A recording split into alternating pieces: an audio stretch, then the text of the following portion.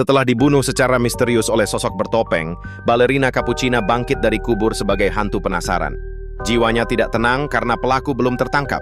Ia mulai mencari pelakunya. Pertama, ia mendatangi Tralalero Tralala di pantai. Tapi Tralalero mengaku tak tahu apa-apa. Kedua, ia menemui Bombardiro Krokodilo di hutan. Namun Bombardiro juga bukan pelakunya.